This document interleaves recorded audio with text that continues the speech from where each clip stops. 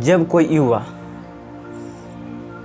अपने बूढ़े माँ बाप, अपने लाचार माँ बाप, अपने परिवार को छोड़कर अपने ग्रामीण परिवेश से शहर में जाता है कंपटीशन की तैयारी के लिए, तो उनके मन में एक ही बात घूमते रहता है कि मुझे नौकरी चाहिए, मुझे नौकरी सरकारी मिल जाएगी जब पढ़ लूँगा।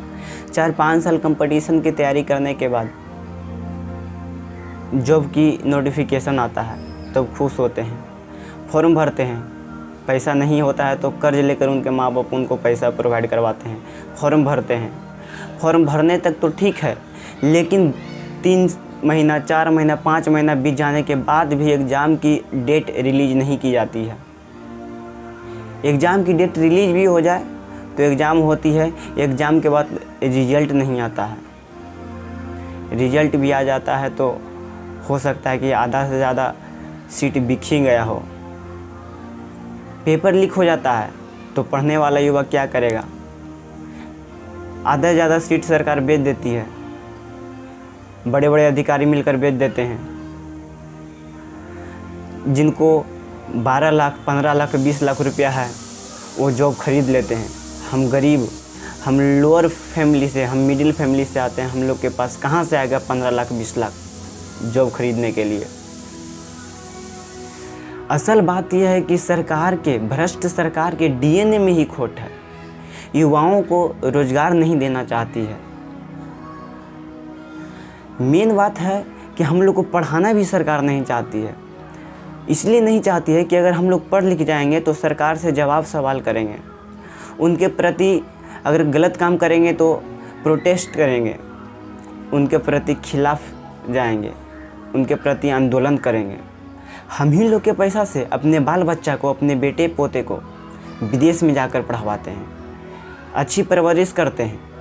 हम लोग के पैसा से नेता लोग लग्जरी कार पे घूमते हैं, जेट प्लेन पे उड़ते हैं और रेड कारपेट पे चलते हैं। हम लोग को पैर में पहनने के लिए चप्पल तक भी नहीं होता, नसीब होता है। और ये गोदी मीडिया जिनको देश के सच्चाई को उजागर करने का काम है, निष्पक्ष रूप से काम करने का काम है, वो सरकार के इशारों पर नाच रही है, अपने टीआरपी के फेर में पड़ी हुई है। ये वैसा ही दिखाती है जिससे कि उसका टीआरपी बढ़े। देश के रोजगार के बारे में तो कभी दिखाती नहीं, देश के अर्थव्यवस्था के बारे में तो कभी दिखाती नहीं, जीडीपी के बारे में तो कभी दिखाती नहीं। और हमारा सरकार इलेक्शन के टाइम में जब अपने इलेक्शन जीतने के लिए निकाल तो देती है, पर इलेक्शन ख़त्म होने के बाद ही जॉब का कोई अता पता नहीं रहता है।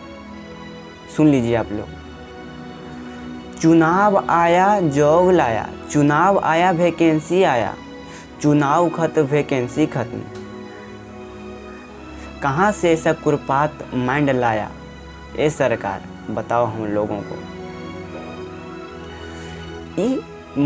नीतीश जी, सुशासन बाबू, हमारे बिहार में देखिए आकर, अभी 2020 में चुनाव है विधानसभा का, वैकेंसी निकाल दिए हैं। बिहार दरोगा, बिहार पुलिस निकाल दिए हैं, फॉरेस्ट गार्ड।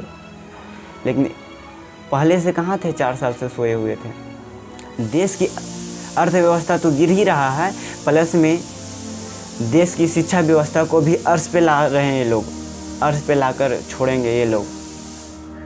हमारे देश में 65 से 70% युवा है। जिस देश में 65 से 70% युवा हो, उस देश का ये हाल है।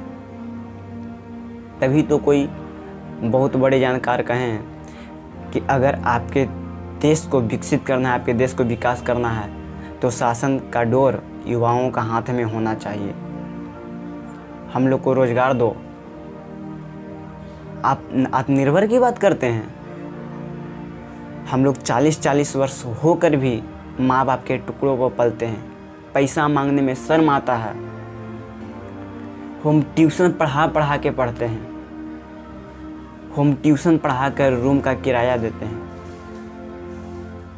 हम ही लोग के पैसा से आप लोग ऐश मौज करते हो। हम लोग ट्यूशन पढ़ाते हैं, 4 घंटा 2 घंटा ट्यूशन पढ़ाकर खाना खाते हैं, 2 वक्त की रोटी खाते हैं। फॉर्म भरने के लिए पैसा ना होता है तो कर्ज लेते हैं। जिस सरकारी नौकरी की फॉर्म फिलअप से लेकर ज्वाइनिंग तक 1 से 1.5 साल में ख़त्म हो जाने की पूरी प्रक्रिया है, यानी कि 1 से 1.5 साल में पूरी प्रक्रिया ख़त्म हो जाती है, उसको ये भ्रष्ट नेताओं ने 5 वर्षीय योजना बनाकर छोड़ा है। 5 वर्ष में हो जाएगा, फिर भी पता नहीं रहेगा कब आपका एग्ज़ाम होगा, नहीं होगा। जब तक रहेगी सांस तब तक लड़ते रहूँगा हम युवा।